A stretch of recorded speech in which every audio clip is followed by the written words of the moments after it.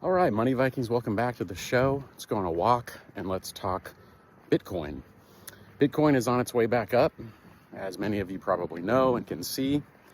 And what I really want to emphasize today is the fact that if you're in Bitcoin, the volatility is just part of it. Now, the volatility seems to be cutting in half. It seems to be about half of what it was. So, you'd have these situations where it's going up 500, 600, 700%, and then it draws down, 80% or 70% or whatever. But many times in its history, you're going to have these pretty dramatic rises that go up over time, and then there'll be a drop. So again, what I've said many times about Bitcoin is that it's got to be, number one, part of a diversified strategic portfolio. And the volatility and these drops and then the swing back up is just part of it. The drops end up, if you look in hindsight, if you pan out 10 years, the drops are like massive gifts. Like they're just massive, massive opportunities. So, you start to look at it that way and you start to think, just buy more, Now, again, buy more in terms of a strategic portfolio.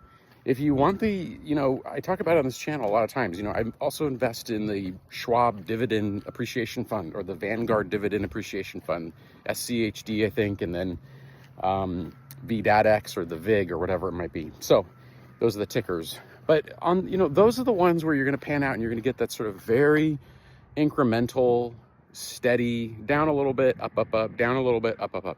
And it's just like kind of this gradual just growth thing going on. If you end up finding out that that's the kind of investor you are, then do it. That's the way to do it. And in a lot of ways, I'm an investor like that.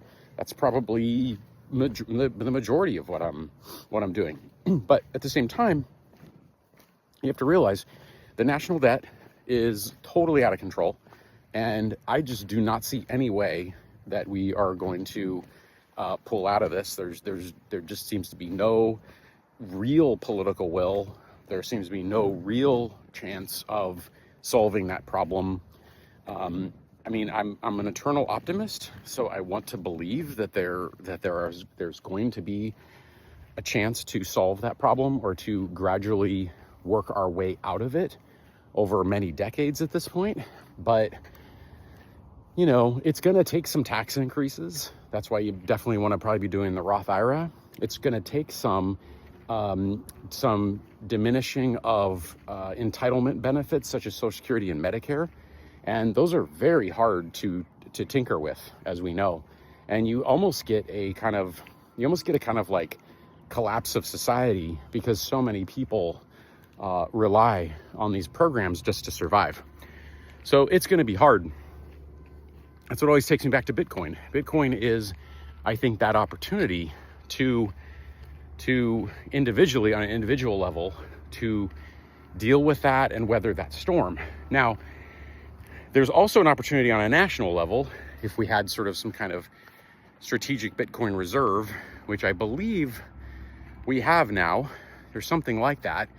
I don't think that the Treasury has added to it, but I think they take the seized Bitcoin that is seized in, illegal operations, and I think they just hold on to it.